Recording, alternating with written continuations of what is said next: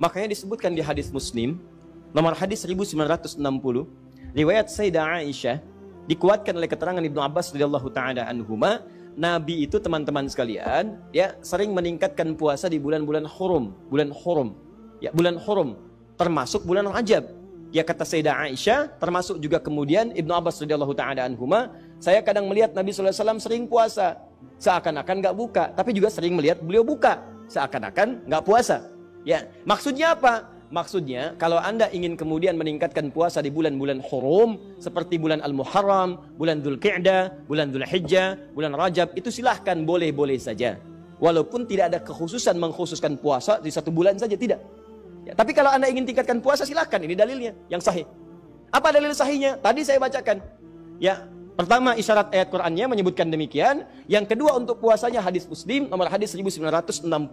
Kalau Anda ingin menunaikan puasa di bulan Rajab dengan mengikuti Nabi, isyaratnya untuk menghidupkan evaluasi diri, terkhusus di bulan-bulan haram yang 4 tadi, maka itu tidak ada masalah, silahkan.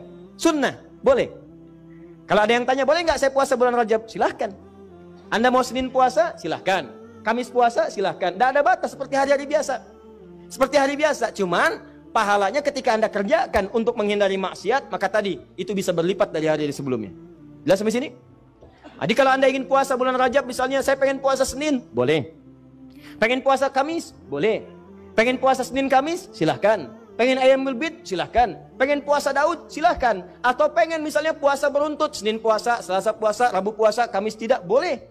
Apa dalilnya? Tadi, karena puasa di bulan-bulan hurum dianjurkan oleh Nabi SAW. Bulan hurum ada 4, 1 Dzulqa'dah, 2 Dzulhijjah, 3 Al-Muharram, 4 Rajab. Paham? Tapi kalau ada kemudian yang menyampaikan kepada Anda, kalau Anda puasa di bulan Rajab akan mendapatkan pahala sekian. Puasa di bulan Rajab mendapatkan surga, nanti di surganya ada sungai namanya, sungainya Sungai Rajab, ya kan? Puasa sehari di bulan Rajab, maka Anda akan diampuni semua dosa, dibebaskan dari neraka.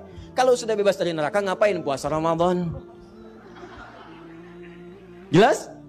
Jadi keutamaan puasa di bulan Rajab itu sebetulnya keutamaan umum yang disebutkan dalam dalil-dalil masuk dalam kategori puasa dan ibadah di bulan-bulan hurum, seperti keutamaan di 3 bulan yang lainnya.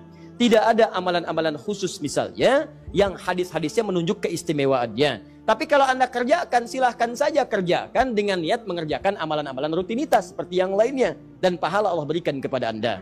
Contoh, Anda pengen sholat malam, silahkan sholat malam. Mau di bulan Rajab, bulan Sya'ban, bulan lainnya silahkan. Ya, sholat pertengahan malam silahkan, tahajud silahkan, ba'diyah maghrib silahkan, ba'diyah isya silahkan. Tapi kadang-kadang teman-teman sekalian, jangan sampai kemudian termotivasi oleh dalil-dalil sebetulnya yang tidak ada susunannya atau informasi dari Nabi SAW. Contoh, pernah mendengar kalimat ini? Siapa yang menunaikan sholat di malam Jumat di bulan Rajab, di antara isya kemudian sampai dengan kefajarnya, dia bacakan kemudian rakaat pertamanya setelah Al-Fatihah, kemudian dibacakan surat A, surat B sampai dengan Al-Ikhlas sampai yang lainnya, maka akan diampuni semua dosa-dosanya, dibebaskan dari neraka. Pernah dengar kalimat itu? Ini hadisnya hadis palsu. Ya, hadisnya hadis palsu. Bahkan di kitab hadis palsu pun tidak ditemukan. Ya, saking palsunya hadis ini, di kitab hadis palsu pun tidak ditemukan. Pernah dengar hadis ini? Inna fil jannati baban yuqalu Rajab. Di surga itu ada satu pintu, satu sungai. Nama sungainya Sungai Rajab. Siapa yang bisa puasa sehari di bulan Rajab, maka dia akan mendapatkan kenikmatan surga di situ dengan air minum dari Sungai Rajab. Pernah dengar? Nah, itu hadisnya pun hadis palsu. Saking palsunya, teman-teman, di kitab-kitab yang primer pun tidak ditemukan.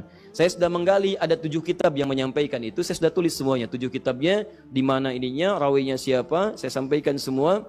Ini ada At-Tashi Ashar Al-Masyhur Baghdadiyah, pengarangnya Abu Tahir As-Salafi, Fadailu Syahr Rajab Al-Hasan Ibn Muhammad Al-Khilal, Fadl Rajab Abul Qasim Ibn Asakir, Al-Amali Al-Khamisiyah karangan Yahya bin Al-Husain Al-Syajari, Al-Jurjani, Syu'abul Iman karangan Al-Baihaqi, At-Tadwin fi Akhbari Qazwain karangan Abdul Karim Ar-Rafi'i, Fadailul Awqat karangan Al-Baihaqi. Semuanya dicantumkan untuk menginformasikan pada kita hadisnya maudhu, palsu, paling minimal dhaif. Jadi dituliskan itu untuk kasih informasi, ini hadisnya dhaif ya. Ya, hadisnya palsu, jangan dipakai sebagai rujukan. Bukan dituliskan untuk menginformasikan pada kita itu amalan, jelas.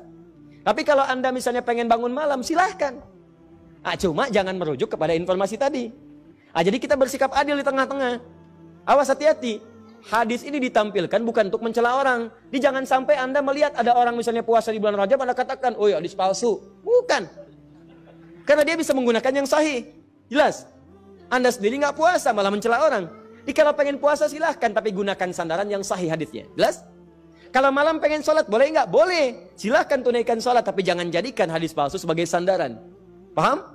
Ustadz, kenapa hadis-hadis itu muncul? Pada asalnya niatnya baik, cuma dilakukan dengan cara yang salah. Apa niat baik itu?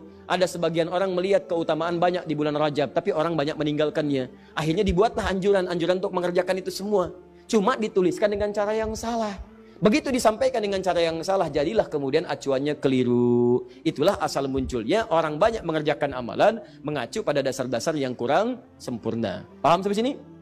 Jadi kalau saya tanya, boleh nggak puasa di bulan Rajab? Boleh. Boleh nggak sholat malam di bulan Rajab?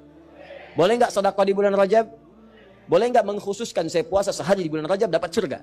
Boleh? Itu yang dalilnya bermasalah. Paham sampai sini?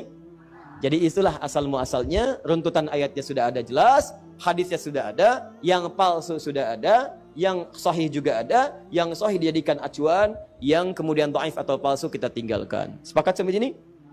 Maka kalau sudah sepakat, yang tidak sepakat kita tinggalkan dan tidak ada pertanyaan lagi sampai harus diulang ke tahun depan.